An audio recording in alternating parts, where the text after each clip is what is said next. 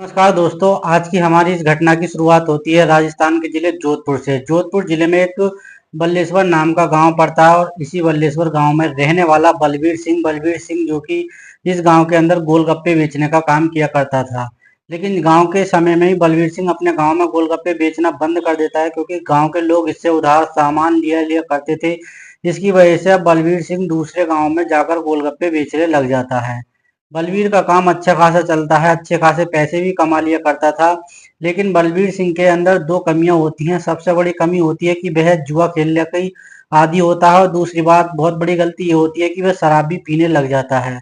अब जितने भी पैसे बलबीर कमाया करता था, उन सारे पैसों के जुआ और शराब के अंदर उड़ा दिया करता था। बलबीर सिंह के परिवार में उसकी धर्मपत्नी होती है, जिसका नाम नीसा देवी होता है। नीसा एक ऐसी हाल महिला है जिसका चाल चलन और चरित्र शुरू से ही कुछ ठीक नहीं होता है। इस बात को लेकर जो बलबीर सिंह भी जानता था। बलबीर सिंह की इकलौती बेटी होती है जिसका नाम कमला होता है। कमला ने 3 साल पहले 12वीं की परीक्षा पास कर ली थी। इस समय कमला अपने घर रहते हुए अपनी सिलाई कढ़ाई का काम करती थी। यहाँ तक सब कुछ ठीक ठाक चल रहा होता है, लेकिन बलबीर सिंह एक गुस्सैल व्यक्ति होता है। बात बात पर उसको गुस्सा भी आ जाया करता था। आखिरकार एक ऐसी रात आ जाती है जिसने रात के करीब 9:30 बजे के आसपास का वक्त होता है। बलबीर सिंह की शराब खत्म हो जाती है। बलबीर सिंह अपनी पत्नी नीसा देवी को कहने लगता है कि मुझे इसी समय शराब चाहिए, और तुम मेरे लिए एक अच्छी सी शराब की बोतल खरीद कर लाओ। इसी बात को लेकर पति पत्नी के बीच झगड़ा हो जाता है। निशा मना करती है, इसका पति मानने को तैयार नहीं होता है। लेकिन इसका पति गुस्सैल किस्म का व्यक्ति होता है। वह रसोई में जाता है और देखते ही देखते गैस सिलेंडर की गैस को लीक कर देता है, और फिर अचानक से माचिस में एक तिल्ली को जलाने की कोशिश करने लग जाता है। उसी समय इसकी पत्नी निशा देवी उसके हाथ से एक माचिस को छीन लेती है और कहती है कि खुद भी मरोगे और हमें भी लेकर मरोगे। लेकिन बलबीर सिंह कहता है कि मेरे लिए अभी शराब लाओ, नहीं तो मैं अपने आप को खत्म कर लूंगा और तुम्हें भी खत्म कर सकता हूँ। और इसी तरह से उसकी पत्नी जो होती है वह मजबूर हो जाती है। इसकी पत्नी निशा देवी इसके लिए शराब का प्रबंध करना शुरू कर देती है। बलबीर सिंह अपने घर के अंदर बैठकर काफी देर तक शराब पीता है, और शराब पीने के बाद बलबीर सिंह को गहरा नशा हो जाता है। फिर नशे की हालत में बलबीर सिंह चैन की नींद सोने लग जाता है। लेकिन इस बात के बारे में कोई नहीं जानता था कि आगे चलकर भविष्य में बलबीर सिंह अपने पूरे परिवार के साथ क्या करने वाला होता है। लेकिन बलबीर सिंह ने कुछ करने से पहले इसकी पत्नी निशा देवी तो बड़ी बड़ी घटनाओं को अंजाम देने वाली थी। दिन गुजरते चले जाते हैं, परिवार में गरीबी का आलम छा जाता है, क्योंकि बलबीर सिंह जितने भी गोलगप्पे बेचकर पैसा कमाता था, उन सारे पैसों को शराब के नशे में उड़ा दिया करता था। दूसरी तरफ उसकी पत्नी निशा देवी अब सोचने लग जाती है कि इसकी बेटी जवान हो चुकी है, बड़ी हो चुकी है, कल आगे चलकर भविष्य में उसकी शादी भी करनी पड़ेगी, और जो उसका पति है यानी कि निशा का पति, वह शराब के नशे में हर समय धुत रहता है। अब निशा देवी गलत कदम उठाने के लिए तैयार हो जाती हैं। निशा देवी के घर में एक कमरा खाली पड़ा होता है। निशा अब सोचने लगती है कि क्यों ना मैं इस कमरे को किराए पर दे दिया जाए।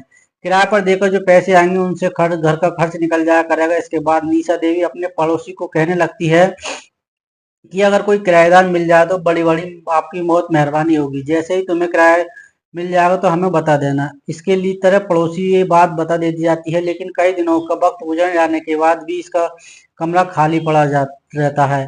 कोई भी किराएदार उसमें नहीं आता। आखिरकार 3-4 साल का वक्त गुजर जाने के बाद इस गांव के अंदर एक स्कूल का चपरासी आ जाता है। स्कूल चपरासी जो इसी गांव के स्कूल में चपरासी होता है, वह कई दिनों पहले इस गांव में आया था। लेकिन उसका यहाँ घर से कम 200 किलोमीटर होता है उसका दूरी का घर। स्कूल चपरासी जिसका नाम राहुल सिंह होता है, सोचने लगता है कि क्यों ना इसी गांव के अंदर कोई कमरा किराए पर ले लिया जाए। इसके बाद स्कूल चपरासी राहुल के इस गांव के अंदर किसी कमरे की तलाश करने लग जाता है। सुबह की शाम हो जाती है। कोई कई व्यक्ति से पूछता है कोई कमरा खाली पड़ा है क्या, लेकिन पूरे गांव में इसको मना कर देते हैं। कहते हैं कि हमारे पास कोई भी कमरा किराए पर देने के लिए नहीं है। थक हार कर ये लड़का शाम के लगभग 5 बजे के आसपास इस महिला निशा देवी के घर की तरफ आ जाता है। सौभाग्य की बात होती है कि राहुल निशा जो लड़का होता है महिला निशा देवी के घर के दरवाजे पर दस्तक देने लग जाता है, और जब निशा देवी को ये दस्तक की आवाज सुनती है तो निशा देवी अपने घर का दरवाजा खोल देती हैं। आज निशा देवी अपने घर में अकेली होती है, क्योंकि बेटी कमला अपनी पड़ोस की एक सहेली के घर गई हुई थी, और इसका जो पति था वो गोलगप्पे बेचने के लिए गया हुआ था। जब निशा देवी अपने घर का दरवाजा खोलती है तो ये देखती है कि उनके घर के सामने बड़ा ही हैंडसम नौजवान लड़का खड़ा है। निशा देवी इस हैंडसम और नौजवान लड़के को देखकर बहुत हैरान रह जाती हैं। निशा देवी टकटकी लगाए इस लड़के की तरफ देखती हैं लगातार, दूसरी तरफ जब राहुल सिंह स्कूल का जो चपरासी होता है, इसकी नज़र महिला निशा देवी पर पड़ती है तो इसकी खूबसूरती को देखकर राहुल भी खुश हो जाता है। राहुल इस महिला की खूबसूरती को लगातार देखता रहता है। इसी बीच ये महिला जो होती है राहुल सिंह को पूछने लगती है कि तुमने मेरे घर के दरवाजे पर दस्तक क्यों दी। तभी लड़का अपनी मजबूरी बताते हुए कहता है कि मुझे यहाँ पर एक कमरा किराए के लिए सख्त जरूरत है, मुझे कमरा किराए पर लेना है। इसी गांव के अंदर मुझे कोई कमरा मिल जाएगा या नहीं मिलेगा। यह महिला निशा देवी ये बात सुनकर काफी ज्यादा खुश हो जाती है क्योंकि इसके यहाँ कमरा खाली था, क्योंकि अब ये किराएदार की तलाश में थी। तो वो कहती है तुम एक बार उस कमरे में जाकर देख लो। इस तरह से ये लड़का चपरासी राहुल सिंह अब उस कमरे को देख लेता है। कमरा भी उसको पसंद आ जाता है, लेकिन कमरे में ज्यादा राहुल सिंह को महिला पसंद आ चुकी थी। दूसरी तरफ निशा देवी भी इस लड़के को देखकर सोचने लग जाती है कि अगर ये लड़का मेरे इस कमरे के अंदर रहना शुरू कर देता है तो मेरी भी सारी इच्छाएं की पूर्ति हो जाया करेगी। दोनों के मन के अंदर ये भावना जाग उठती है और इसी तरह से ये लड़का इस महिला को कहने लगता है कि मैं कल यहाँ पर रहना शुरू कर देता हूँ। लेकिन महिला सदैव से इस लड़के को कहने लगती है कि 1 महीने का एडवांस किराया देना पड़ेगा। राहुल सिंह उसी समय अपनी जेब से पैसा निकालता है और उसी समय महिला को जो है काफी खुश कर देता है। उसको मतलब 2000 रुपये पहले ही दे देता है एडवांस के रूप में। आखिरकार दिन गुजरते चले जाते हैं और धीरे धीरे करके इन दोनों के जो बीच की दूरियां होती हैं वो खत्म होने लगती हैं। ये दोनों एक दूसरे की तरफ आकर्षित होने लग जाते हैं। आखिरकार एक तारीख आ जाती है 19 अक्टूबर 2025 का दिन। सुबह 9 बजे के आसपास का वक्त होता है। निशा देवी का पति बलबीर सिंह गोलगप्पे बेचने के लिए दूसरे गांव में चला जाता है। थोड़ी देर के बाद कमला भी वहीं सहेली के घर पर किसी जरूरी काम में चली जाती है और निशा देवी अपने घर के अंदर अकेली रह जाती है। दूसरी तरफ जो राहुल सिंह सोचने लगता है कि ये महिला आज अपने घर में बिल्कुल अकेली है। आज राहुल सिंह का इरादा कुछ और होता है। राहुल सिंह अपने स्कूल में नहीं जाता और 15 मिनट का वक्त गुजर जाने के बाद राहुल सिंह इसके घर के अंदर आता है और इस महिला को कहने लगता है कि देखो आज तुम बिल्कुल अकेली हो। निशा देवी यही चाहती थी। निशा देवी कहती है कि इस अकेलेपन का फायदा आज मुझे उठाना चाहिए और निशा देवी उसी समय अपने घर का मुख्य दरवाजा बंद कर देती है और फिर उसके बाद निशा देवी अपनी ही मर्जी से इस स्कूल के चपरासी राहुल सिंह को लेकर अपने कमरे के अंदर चली जाती हैं। फिर इसके बाद इन दोनों के बीच गलत रिश्ते कायम होने लग जाते हैं। स्कूल चपरासी राहुल सिंह और निशा देवी दोनों इस गलत काम को तब तक करते हैं जब तक दोनों का मन खुश नहीं हो जाता है। आखिरकार जैसे इन दोनों का मन खुश हो जाता है तो इसके बाद ये महिला राहुल सिंह स्कूल चपरासी को कहने लगती है कि मुझे सख्त 5,000 रुपये की जरूरत है। स्कूल चपरासी राहुल सिंह के पास पैसे होते हैं। राहुल सिंह इसको 5,000 रुपये दे देता है और अपना काम खत्म करके इस घर से निकलकर अपने कमरे के अंदर चला जाता है। और इस तरह से इस महिला निशा देवी और राहुल के बीच प्रेम प्रसंग शुरू हो जाता है। इस तरीके से निशा देवी को जब भी वक्त मिलता था, जब भी मौका मिलता था, इस लड़के के राहुल सिंह को अपने पास बुला लेती और इसके साथ अपना वक्त गुजारा करती थी। इसके कुछ पैसे ले लेती थी। फिर उसके बाद ये लड़का राहुल सिंह अपने काम पर चला जाया करता था। दिन ब दिन गुजर जाते हैं और एक तारीख आई जाती है आखिर 25 अक्टूबर 2025 का दिन। सुबह के तकरीबन 10:30 बजे के आसपास का वक्त होता है। राहुल सिंह अपने स्कूल में कामकाज करने के लिए चला जाता है। जैसे ही 11 बजे के आसपास का वक्त होता है तो राहुल सिंह अपने एक दोस्तों सोनू के पास फोन कॉल करता है। सोनू को कहता है कि आजकल मैं अपने सारे दिन मौज मस्ती में बिता रहा हूँ। सोनू उसे लगता है कि ऐसी कौन सी मौज मस्ती कर रहे हैं। इसके बाद ये लड़का राहुल सिंह अपनी पूरी प्रेम कहानी को इस लड़के सोनू के सामने बताना शुरू कर देता है। सोनू एक अमीर खानदान का लड़का होता है, इसी गांव का लड़का होता है। सोनू राहुल सिंह को कहने लगता है कि 1-2 महीने के लिए मैं तेरे पास आ जाता हूँ। अब ये लड़का राहुल सिंह भी मान जाता है और कहता है कि अच्छे खासे पैसे भी लेकर आना।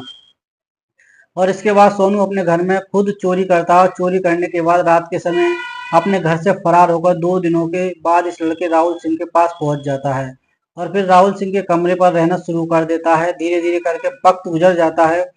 दूसरी तरफ जो निशा देवी होती हैं वह इस लड़के से राहुल सिंह को एक दिन पूछने लग जाती है कि ये लड़का सोनू कौन है।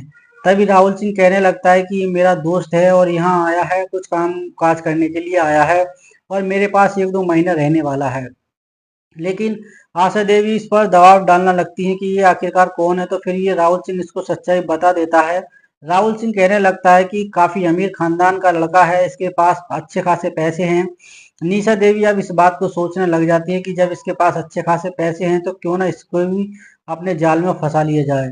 और इस तरह से निशा देवी अब इस लड़के सोनू को भी अपने जाल में फंसाने के बारे में सोचने लगती है, नई नई तरकीबें खोजने लगती है। दूसरी तरफ अपनी इसी काम को अंजाम देने के लिए जो सोनू आया था, तीनों की बातचीत होना शुरू हो जाती है। दिन गुजरते चले जाते हैं। आखिरकार एक ऐसी तारीख आ जाती है जिसमें 2 नवंबर 2025 का दिन आ जाता है। सुबह के करीब 7:30 बजे का आसपास का वक्त होता है। बलवीर सिंह अपने गोलगप्पे बेचने के लिए बाहर चला जाता है।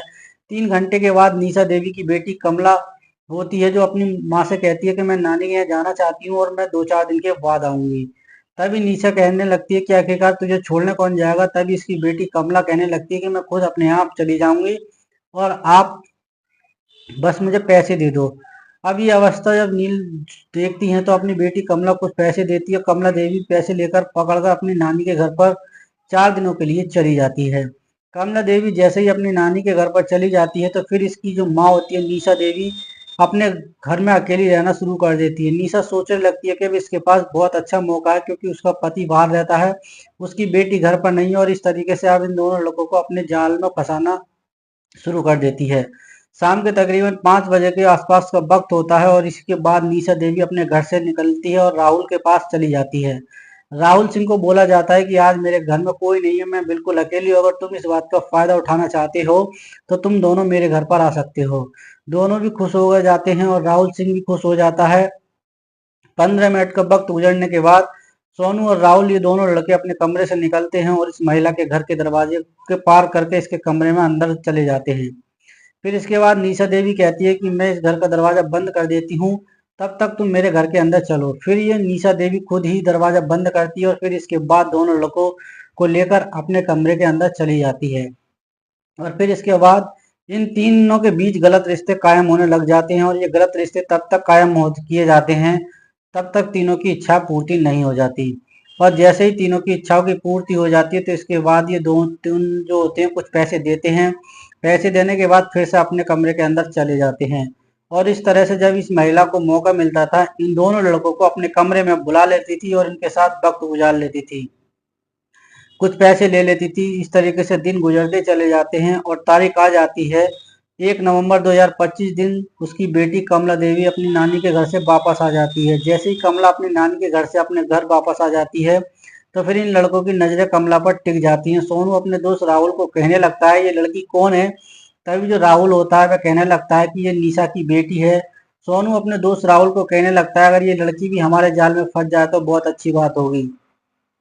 राहुल कहने लग जाता है चलो कोशिश करके देख लेते हैं। इस तरह से जो 2-3 दिन का वक्त गुजर जाता है। सौभाग्य की बात होती है कि 9 नवंबर 2025 के करीब 4:30 बजे के आसपास का वक्त होता है और कमला की मां निशा देवी अपने एक पड़ोसन के घर चली जाती है और कमला अपने घर पर अकेली रह जाती है। कमला इन्हीं सभी 4 कदम आगे होती है। कमला सोचने लगती है कि इन लड़कों से थोड़े पैसे क्यों ना ऐंठ लूं। कमला अब इसके बाद राहुल के पास जाती है। राहुल को कहने लगती है कि राहुल, मुझे जो है 2000 रुपए की सख्त जरूरत है, लेकिन ये बात मेरी माँ को मत बताना। अब जैसे ही वो माँ वाली बात आती है, कही जाती है कि राहुल सिंह सोचने लग जाता है कि लड़की के पांव डगमगा चुके हैं। राहुल सिंह इस बात लड़की का फायदा उठाने के बारे में सोचने लगता है। राहुल सिंह कमला को कहता है कि मैं तुम्हें 2000 रुपए तो दे सकता हूँ, लेकिन तुम्हें मेरी सेवा करनी पड़ेगी। कमला इन दोनों से 4 कदम आगे थी। वे कहने लगती है कोई बात नहीं, आज रात में तुम्हारे पास आ जाऊंगी, लेकिन मुझे जो है 2000 रुपए दे दो। राहुल सिंह तुरंत कहने लगता है कि तुम्हारे घर के अंदर तुम्हारे माता पिता रहते, तुम हमारे पास रात के समय कैसे आ सकती हो। ये लड़की कमला दोनों को कहने लगती है कि तुम एक बार मुझे पैसे दे दो, वो आगे की बात है, मैं कुछ संभाल लूंगी।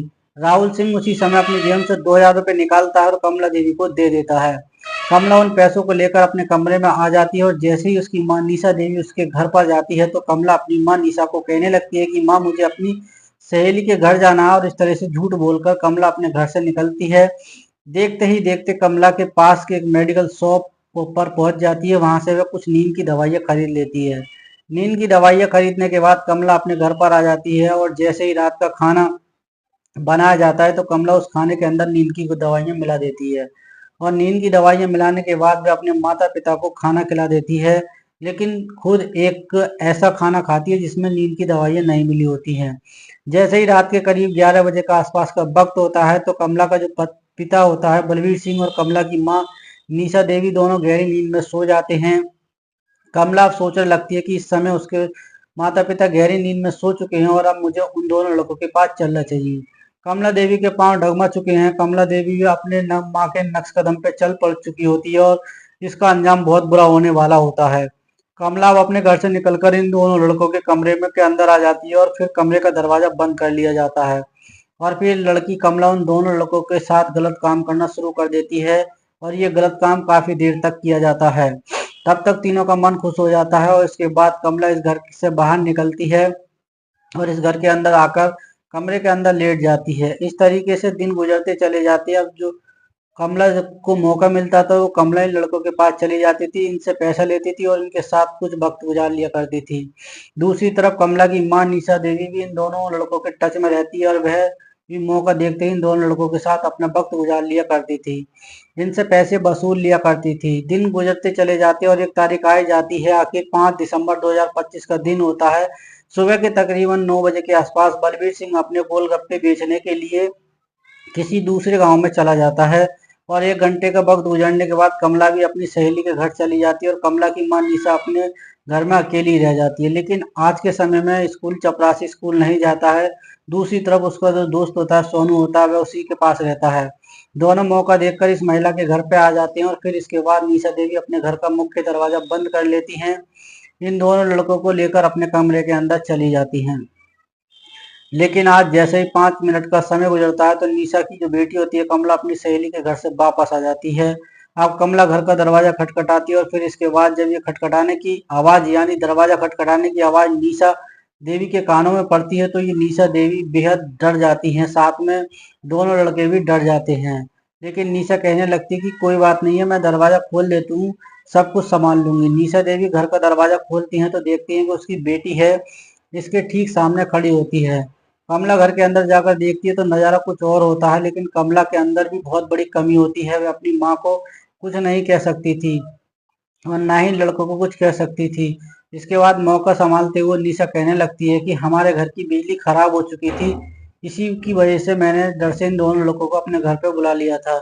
लेकिन कमला अपनी माँ को कुछ भी नहीं कह सकती थी। मौका देखकर ये दोनों लड़के इस घर से बाहर निकल जाते हैं और फिर वक्त गुजारना शुरू कर देते हैं।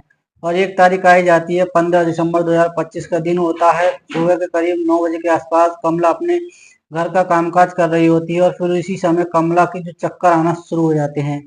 चक्कर आने के बाद कमला की मौके पर बेहोश हो जाती है और पिता बलबीर सिंह सौभाग्य से उस दिन अपने काम पर नहीं गया था।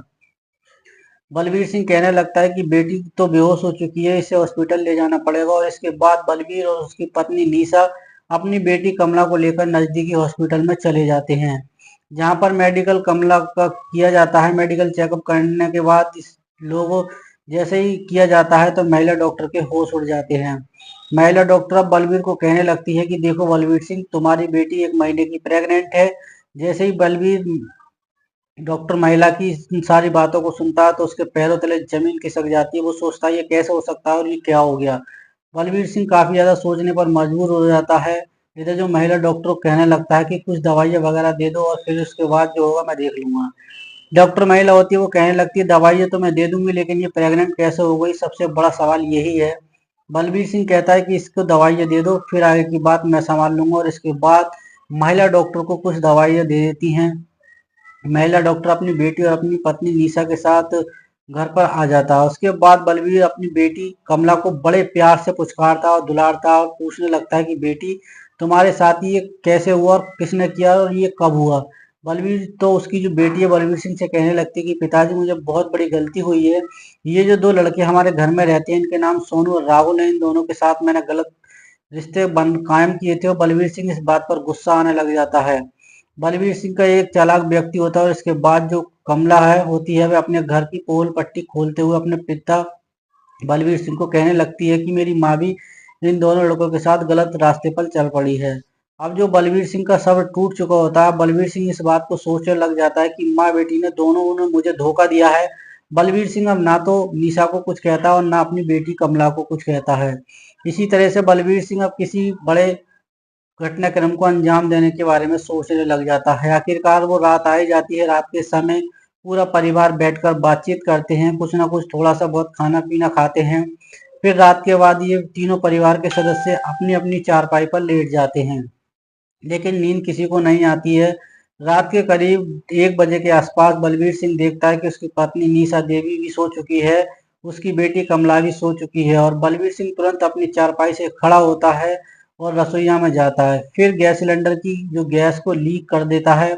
ये सब करने के बाद उन दोनों लड़कों को कमरे में चाकू लेकर घुस जाता है। दोनों लड़कों का गला भी चाकू के साथ रेत दिया जाता है। जैसे ही दोनों लड़के यानी सोनू और राहुल की हत्या कर दी जाती है, तो बलबीर सिंह अपने घर के अंदर आता है। घर के अंदर वह देखता है कि तब तक गैस सिलेंडर भी काफी ज्यादा लीक हो चुकी होती है। मौका पाते ही बलबीर सिंह अपनी रसोई के अंदर से एक माचिस उठाता है। माचिस उठाने के बाद वह अपने घर से थोड़ा सा बाहर निकलता है। उसी समय रसोई के अंदर माचिस उठाता है। माचिस उठाने के बाद वह अपने घर से थोड़ा बाहर निकलने के बाद उसी समय रसोई के अंदर माचिस की एक तिल्ली जलाकर फेंक देता है, जिसकी वजह से रसोई के अंदर आग लग जाती है। वह आग सिलेंडर तक पहुंच जाती है। करीब 15 मिनट का वक्त गुजरने के बाद सिलेंडर के अंदर एक जोरदार धमाका होता है। उस धमाके के अंदर उसकी पत्नी जो कमला होती है और उसकी जो बेटी होती है वो दोनों राख हो जाते हैं। और दोस्तों, जो दोनों लड़के थे उनकी भी डेड बॉडी जल जाती है। अब इस पूरे घटनाक्रम को जो है पुलिस के पास फोन पहुंचता है। पुलिस स्टेशन में जाकर अपने आप को पुलिस के सामने सरेंडर कर देता है। सरेंडर करने के बाद ये अपनी पूरी कहानी पुलिस के सामने बयां करता है। पुलिस को बताया जाता है कि उसके घर पर 4 लाशें पड़ी है और उन लाशों से बरामद किया जाए। उसके बाद ये पुलिस घटनाक्रम पर पहुंचती है। वाकई में महेंद्र सिंह ने बहुत बड़ा कांड रच दिया था और इसके बाद चारों लाशों को बरामद कर लिया जाता है। इन चारों को पोस्टमार्टम के लिए भेज दिया जाता है। तब पुलिस में जो है बलबीर सिंह को पूरी कहानी पूछती है, तो बलबीर सिंह कहने लगता है, मेरी पत्नी और मेरी बेटी ने मुझे धोखा दिया था। इन दोनों लड़कों ने मेरे साथ गलत रिश्ता कायम किया था, इसी वजह से मैंने अपनी पत्नी और अपनी बेटी को मार दिया। इन दोनों लड़कों को मौत के घाट उतार दिया। इसके बाद पुलिस इस बलबीर सिंह के खिलाफ एक चार्जशीट दायर कर चुकी होती है। ये बात भविष्य के घर में छिपी है। जज साहब आखिर बलबीर सिंह को क्या सजा सुनाने वाले हैं? लेकिन इस पूरे घटनाक्रम के दौरान बलबीर सिंह ने इन चारों को मौत के घाट उतार कर क्या सही काम किया या गलत, ये कमेंट बॉक्स में जरूर लिखें। दोस्तों, ये कहानी सुनाने का उद्देश्य किसी को परेशान करना बिल्कुल भी नहीं था, न किसी की भावना को आहत करने का है। केवल समाज में होने वाली घटनाओं को से आपको जागरूक और सचेत कराने का है। तो दोस्तों, आप कहीं पर भी काम करते हैं या किसी हाल में भी रहते हैं, आप अपने परिवार पर पूरा ध्यान रखिए और आप अपने परिवार की केयर देखिए, अपने परिवार को सार्थक रखिए। दोस्तों, मिलते हैं फिर किसी नए घटनाक्रम के साथ। तब तक के लिए जय हिंद, वंदे मातरम।